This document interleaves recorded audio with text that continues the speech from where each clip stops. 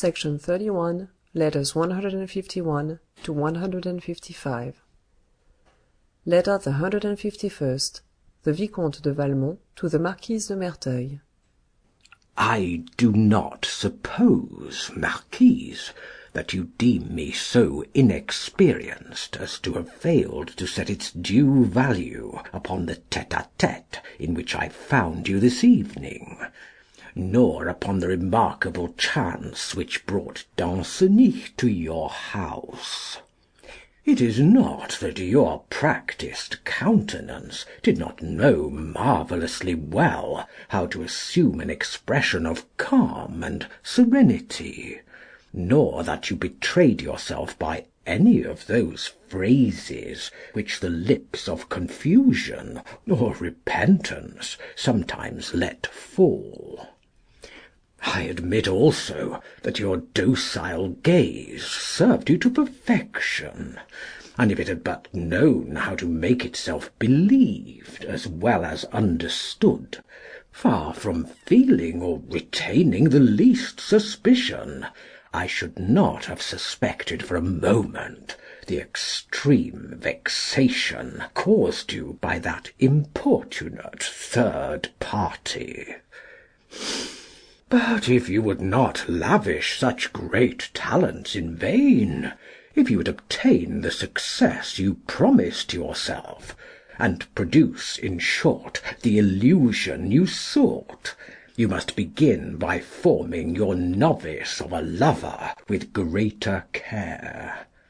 Since you are beginning to undertake educations, teach your pupils not to blush, and be put out of countenance at the slightest pleasantry; not to deny so earnestly, in the case of one woman only, the things against which they defend themselves so feebly in the case of all the others.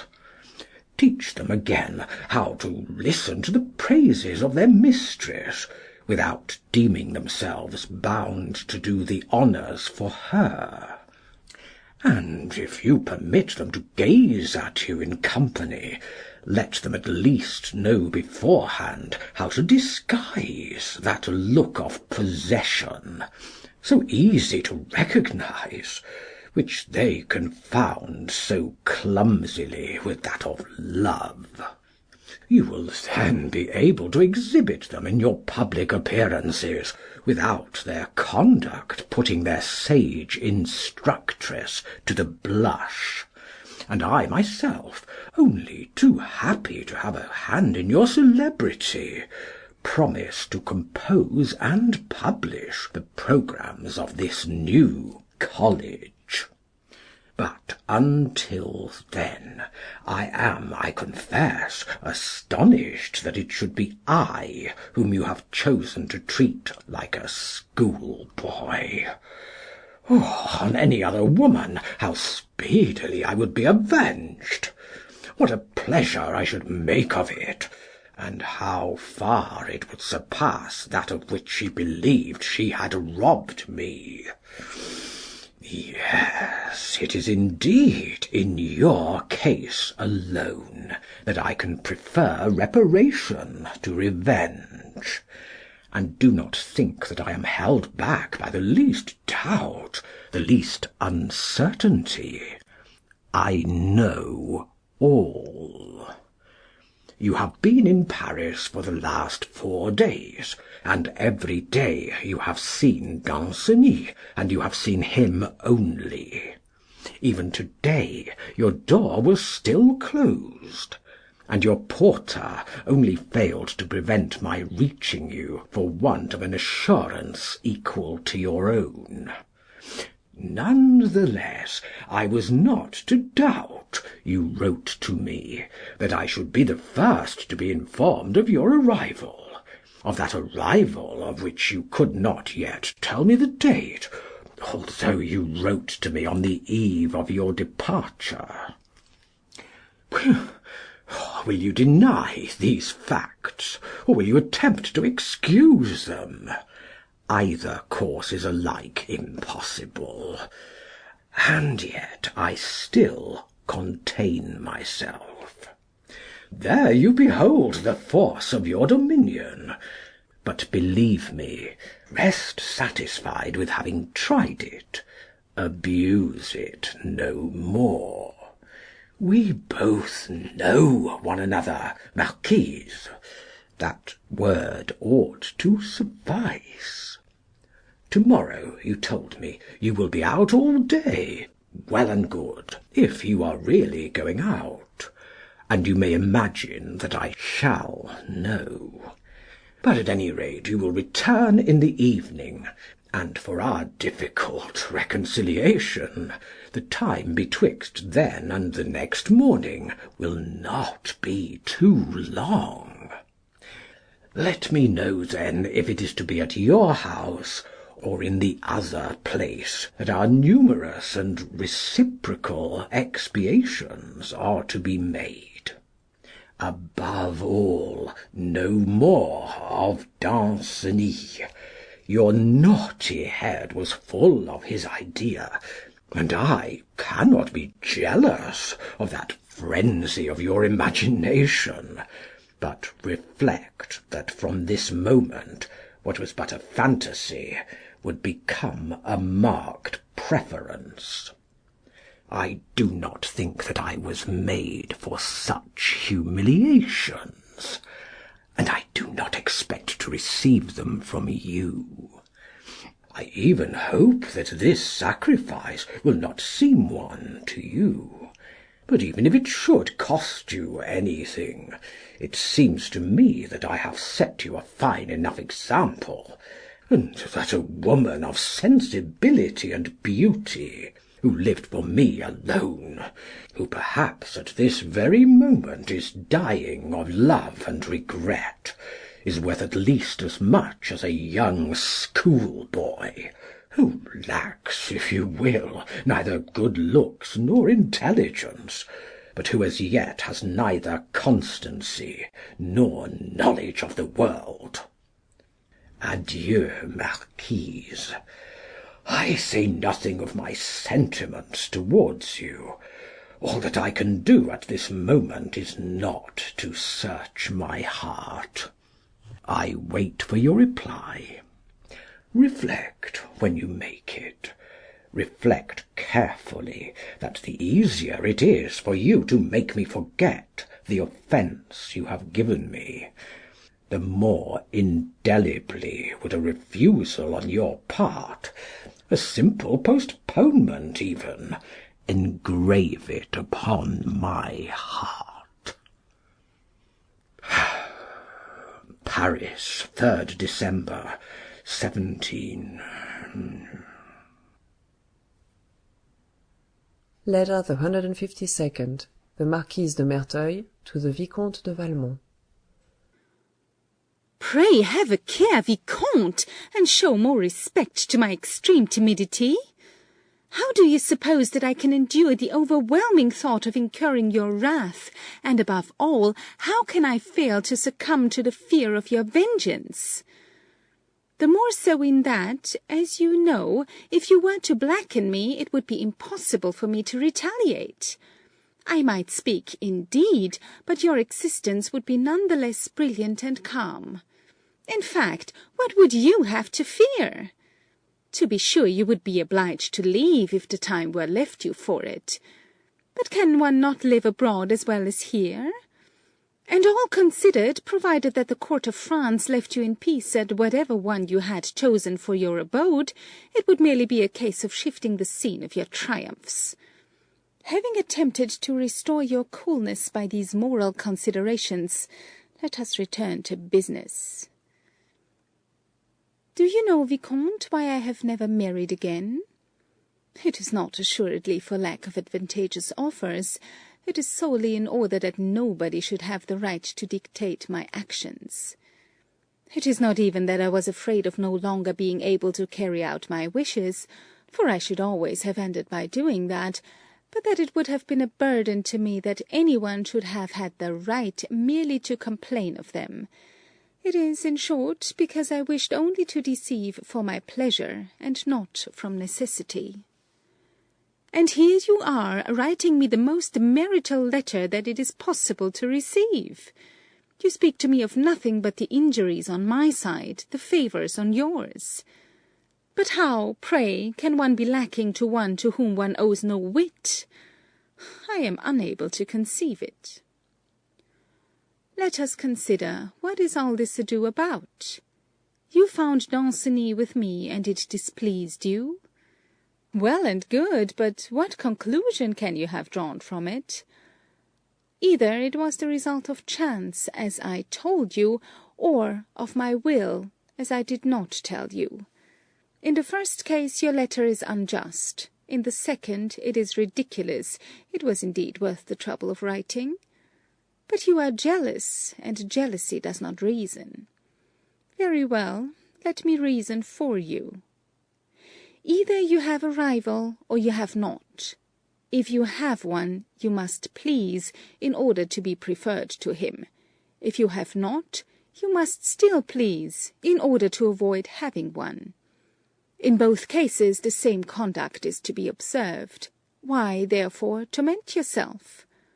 Above all, why torment me? Do you no longer know how to be the most amiable? And are you no longer sure of your successes? Come now, Vicomte, you do yourself an injustice.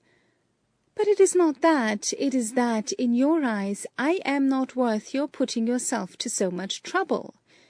You are less desirous of my favours than you are of abusing your empire. There you are an ingrate.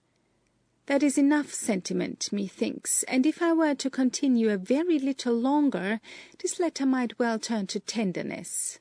But that you do not deserve.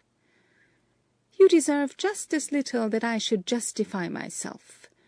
To punish you for your suspicions, you shall retain them. Of the time of my return, therefore, just as of the visits of Danceny, I shall tell you nothing. You have taken mighty pains to inform yourself, have you not? Very well. Are you any more advanced? I hope it has given you a great deal of pleasure. I can tell you it has not interfered with mine. All I can say, then, in reply to your threatening letter, is that it has neither the fortune to please me nor the power to intimidate me, and that for the moment I could not be less disposed than I am to grant your request. In truth, to accept you, such as you show yourself to-day, would be to commit a real infidelity to you. It would not be a renewal with my old lover, it would be to take a fresh one, and one by no means worth the old. I have not so far forgotten the first that I should so deceive myself. The Valmont whom I loved was charming. I will even admit that I have never encountered a man more amiable. Ah, let me beg you, Vicomte, if you find him again, to bring him to see me. He will always be well received. Warn him, however, that in no case will it be for to-day or to-morrow. His Menechmu has somewhat injured him, and if I were in too much haste I should be afraid of making a mistake. Or, perhaps, if you like, I have pledged my word to Danceny for those 2 days. And your letter has taught me that it is no joking matter with you when one breaks one's word. You see, then, that you must wait. But what does it matter to you? You can always avenge yourself on your rival. He will do no worse to your mistress than you will do to his, and, after all, is not one woman as good as another? She even, who should be tender and sensitive, who should live for you alone, who, in short, should die from love and regret, would be, none the less, sacrificed to the first fantasy, to the dread of a moment's ridicule. And you would have one put oneself about? Ah, that is not fair. Adieu, Vicomte. Pray become amiable once more. You see, I ask nothing better than to find you charming, and as soon as I am sure of it, I undertake to give you the proof.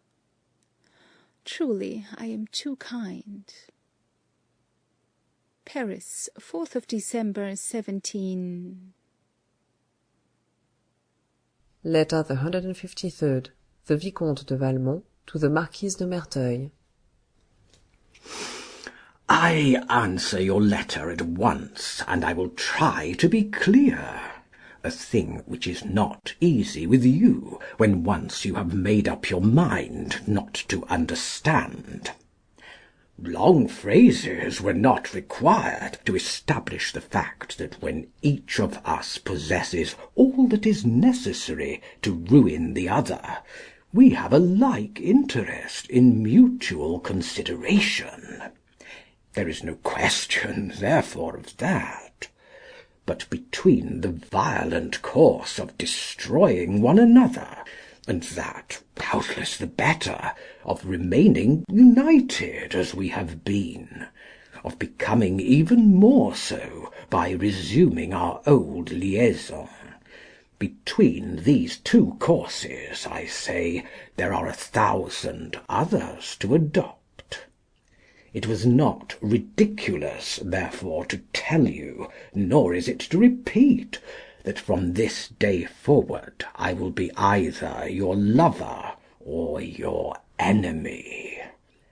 I am admirably conscious that this choice will embarrass you, that it would suit you better to beat about the bush, but I am quite aware that you have never loved to be placed thus betwixt a plain yes or no.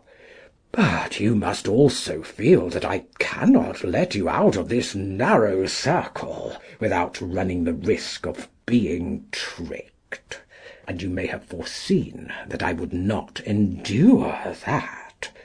It is for you now to decide. I am able to leave you the choice, but not to remain in uncertainty.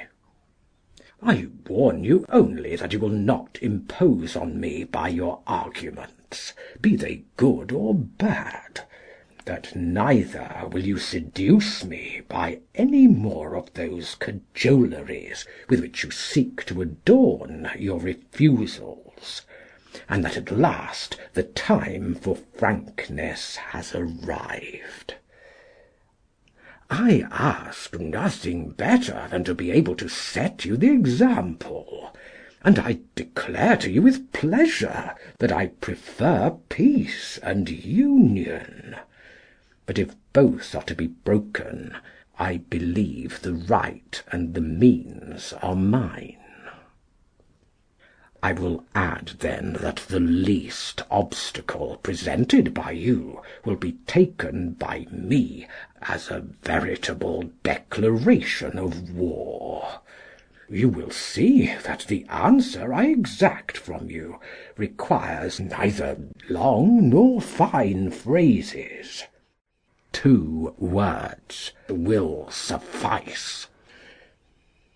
Paris, 4th December, 17. Reply of the Marquise de Merteuil, written at the foot of the above letter. Very well. War.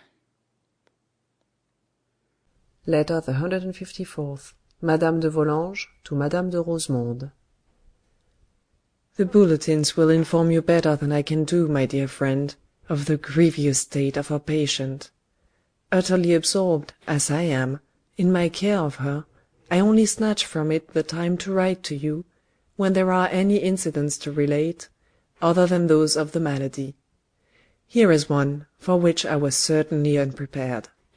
It is a letter which I have received from Monsieur de Valmont, who has been pleased to choose me as his confidant, or rather as his mediator with Madame de Tourvel, for whom he has also enclosed a letter in mine. I have sent back the one, and replied to the other. The latter I forward to you, and I think you will judge, like myself, that I could not and ought not to have complied with his request. Even had I been willing, our unfortunate friend would not have been in a condition to understand me. Her delirium is continuous. But what do you think of this despair of Monsieur de Valmont? First, is one to believe in it, or does he but wish to deceive everybody to the very end? Note. It is because we have discovered nothing in the subsequent correspondence which can solve this doubt that we have decided to suppress Monsieur de Valmont's letter. If, for once, he is sincere, he may well say that he has been himself the cause of his own misfortune. I expect he will be hardly pleased with my answer, but I confess that all I see of this unhappy adventure excites me more and more against its author. Adieu, my dear friend. I am going to resume my sad task, which becomes even more so from the scant hope I feel of seeing it succeed. You know my sentiments towards you. Paris, 5th of December, 1700. Letter the 155th. The Vicomte de Valmont to the Chevalier d'Ancenis. I have called upon you twice, my dear Chevalier. But since you have abandoned the role of lover to take up that of the man of gallant conquest, you have naturally become invisible. Your valet de chambre, however, assured me that you would return this evening, that he had orders to await you. But I, who am acquainted with your plans, understood quite well that you would only enter for a moment, to put on the suitable costume, and would promptly recommence your victorious progress. 'Tis very well, and I cannot but applaud you for it. But perhaps for this evening you will be tempted to change your direction. As yet you do but know one half of your occupations. I must make you acquainted with the other, and then you shall decide. Take the time, then, to read my letter. It will not tend to distract you from your pleasures, since, on the contrary, it has no other object than to offer you a choice of them. If I had possessed your whole confidence, if I had heard from yourself that part of your secret which you have left me to divine, I should have been informed in time, and my zeal would have been less inopportune, and would not impede your movements to-day. But let us start from where we are. Whatever course you were to take, your rejected would always make another happy. You have a rendezvous to-night, have you not, with a charming woman whom you adore? For at your age, who is the woman one does not adore, at least for the first week? The setting of the scene must enhance your pleasures.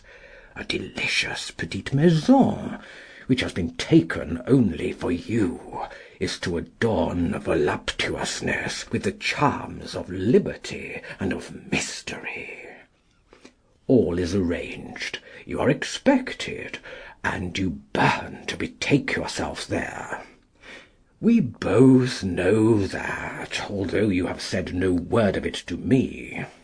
Now, here is what you do not know, and what I have to tell you. Since my return to Paris, I have been busy over the means of bringing you and Mademoiselle de Volanges together. I promised you this, and on the very last occasion when I spoke of it to you, I had reason to judge from your replies, I might say from your transports, that in this I was promoting your happiness. I could not succeed in this difficult enterprise by myself alone, but after preparing the means, I left the rest to the zeal of your young mistress.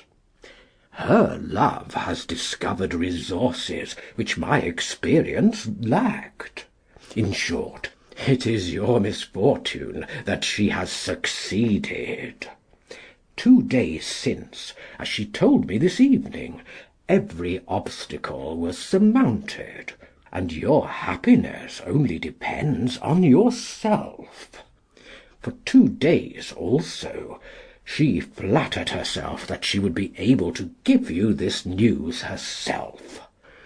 and in spite of her mamma's absence, you would have been received. But you have not even presented yourself. And to tell you the truth, whether it be reason or caprice, the little person seemed to me somewhat vexed at this lack of eagerness on your part.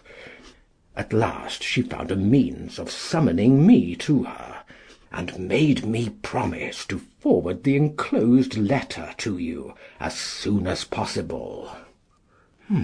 From the emphasis she laid upon it, I would wager it is a question of a rendezvous for to-night. Be that as it may, I promised upon my honour and my friendship that you should have the tender missive in the course of to-day, and I cannot and will not break my word. Now, young man, what is your conduct to be? Placed between coquetry and love, between pleasure and happiness, which will be your choice? If I were speaking to the Danceny of 3 months ago, nay, even of a week ago, I should be as certain of his behaviour as I was of his heart. But the Danceny of to-day, led away by the women, running after adventures, and grown, as the usage is, somewhat of a rake, will he prefer a very shy young girl, who only offers him her beauty, her innocence, and her love, to the attractions of a woman who is certainly very well worn? For my part, my dear friend, it seems to me that even with your new principles, which I quite admit are shared also in some degree by myself, I should decide under the circumstances for the younger flame. To begin with, it is one the more, and then the novelty, and again the fear of losing the fruit of your labour by neglecting to cull it. For on that side, in short, it would be really an opportunity missed, and it does not always return, especially in the case of a first frailty. When such are in question, often it needs but one moment of ill humour, one jealous suspicion, less even, to prevent the most handsome triumph. Drowning virtue sometimes clings to a straw, and once escaped, it keeps upon its guard, and is no longer easily surprised. On the other side, on the contrary, what do you risk? Not even a rupture, a quarrel at the most, whereby you purchase, at the cost of a few attentions, the pleasure of a reconciliation. What other course remains for a woman who has already given herself, save that of indulgence? What would she gain by severity? The loss of her pleasures, with no profit to her glory. If, as I assume, you choose the path of love, which seems to me also that of reason, I should consider it prudent to send no excuses to the rendezvous. Let yourself be expected quite simply. If you risk giving a reason, there will be perhaps a temptation to verify it. Women are curious and obstinate. All might be discovered. As you know, I am myself just now an example of this. But if you leave a hope, as it will be sustained by vanity, it will not be lost until long after the proper hour for seeking information. Then to-morrow you will be able to select the insurmountable obstacle which will have detained you. You will have been ill, dead if necessary, or anything else which will have caused you equal despair, and all will be right again. For the rest, whichever course you adopt, I only ask you to inform me of it, and as I have no interest in the matter, I shall in any case think that you have done well. Adieu, my dear friend.